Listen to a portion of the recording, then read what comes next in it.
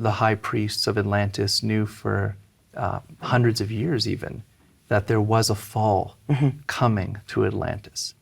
And they had open communication with a group of beings known as the Pleiadians. And if you watch Ancient Aliens, you think, okay, there's a spaceship landing on the Earth. That wasn't what happened. These priests were connected through a means of telepathy and channeling to these beings.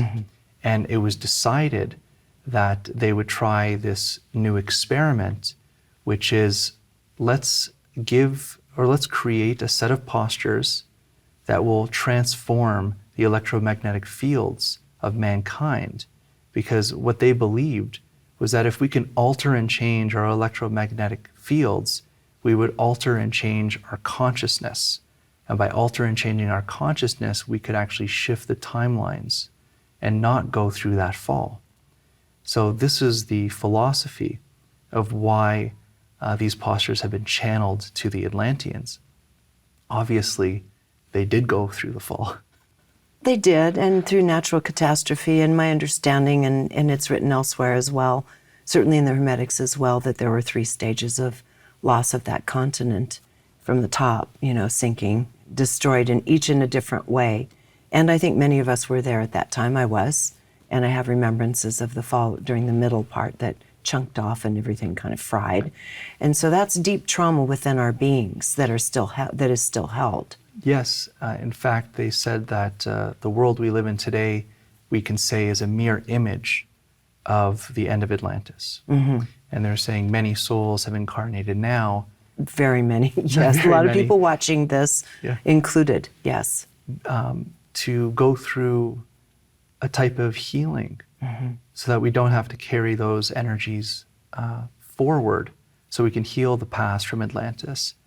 And they said that the postures and these philosophies were so important to the record keepers that it was actually brought through into Egypt after the fall. Well, that's what my intuitive guides have said for many, many years, is to pay very close attention to what is preserved through the Egyptian texts of all kinds, whether it's pictographs or hieroglyphics and so forth, because they laid these down with intention to be used through the ages. Yes. And to be rediscovered, which you are among those who've done this. And the most important things that need to stay with our consciousness are recorded in stone. Exactly, yeah. And if you look at the statues from Egypt, the ones that are doing all the postures, the ones that are holding sacred objects, they are cut out of very hard stone, granite. That can survive many thousands of years. The only people that can carve them had to be high priests. They can never be altered. So you can see a statue that's 1,000 years older than another statue, but they're identical. So the statues could not be altered. And then in later periods, when knowledge was going to be destroyed by other cultures, you could see this in all the museums around the world. They would chisel the faces off. Yes. They would chisel the hands and the feet off. So it was to hide the meanings, or what are they holding? Where are they looking? What is their feet posture? So there has been a lot of loss, but I'm under the impression that nothing in this world could ever be lost. I agree with you. It's always here. So you hear stories now of people in Iraq destroying archaeological sites. Like the city of Ur.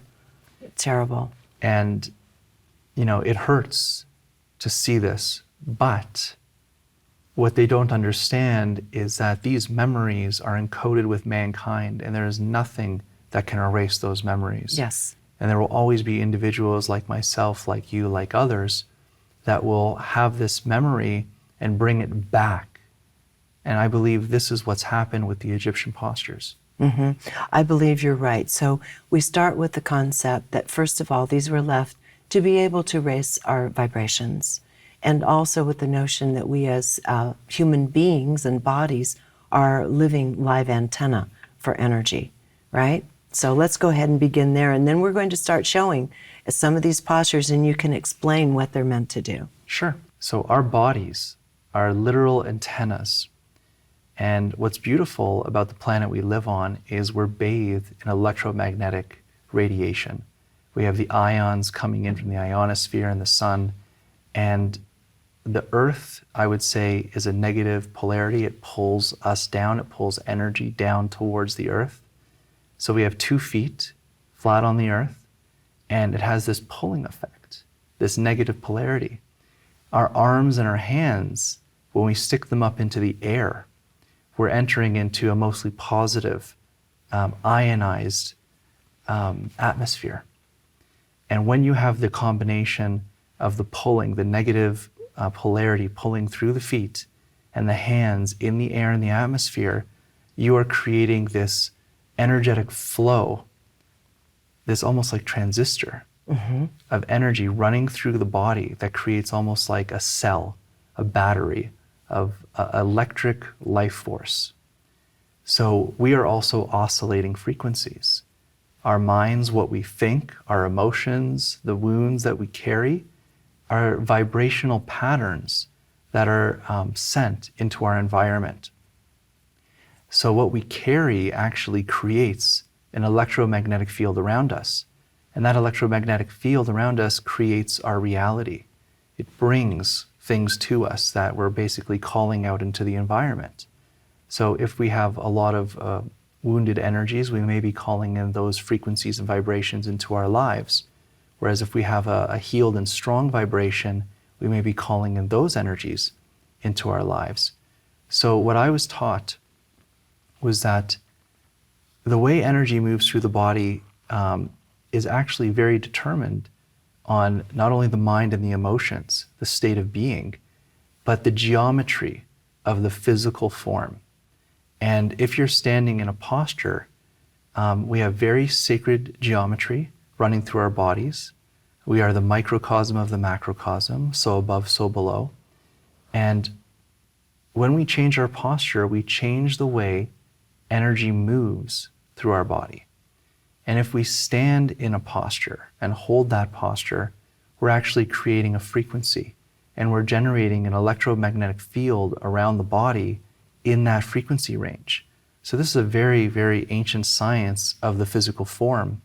And if we knew the step 1, step 2, step 3, if we knew the code or the song of which postures to stand in which order, we can actually create new electromagnetic fields around our body with specific intent. So we are really taking our energies back into our hands and setting up our energy fields to perform certain tasks.